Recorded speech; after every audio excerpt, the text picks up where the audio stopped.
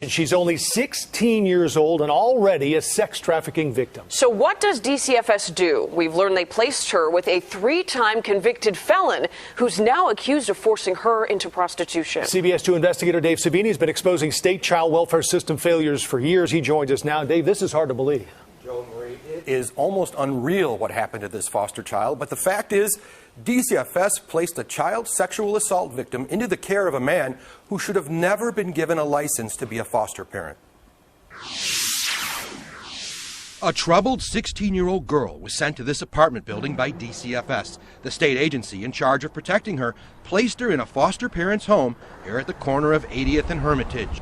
But during our years-long investigation into DCFS, the CBS 2 investigators made an astounding discovery. The licensed foster parent who the state entrusted to care for that 16-year-old girl was a 24-year-old man with a lengthy felony criminal record. His name is Eric Johnson, and he's also an accused sex trafficker. They license him as a foster parent. They license this 24-year-old pimp as a foster parent for a 16-year-old girl who had a history of being They were paying tax money to him as a foster parent while he was trafficking a 16-year-old girl in DCFS care. For 3 years now, we've been investigating DCFS. We've uncovered a disturbing pattern by DCFS, bouncing children from home to home and not getting kids like this girl the proper specialized care. We discovered the teen's case this week when a judge heard evidence of how DCFS hired a psychologist nearly a year ago who told the Child Welfare Agency the girl needed to be in a secure residential treatment sex trafficking program. So you're saying, on top of everything else,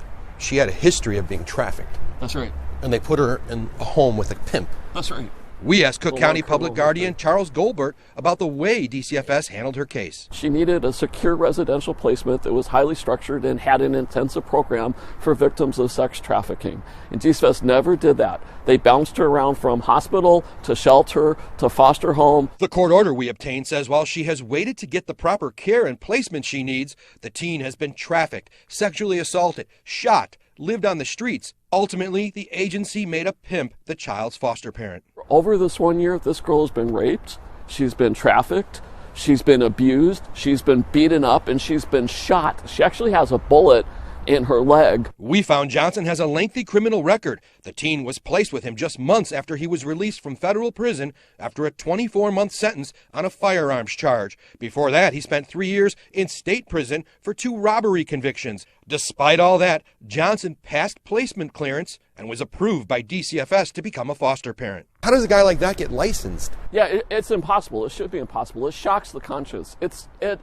of a level of negligence that's criminal. Johnson's latest charges detailed in this court record say the juvenile victim was being advertised and prostituted on a known sex website. What does this say about the background checking system at DCFS? It says that they're not doing background checks. It says that it's broken. It says that it's dysfunction. It says that maybe we're at the point that we should just abolish DCFS altogether.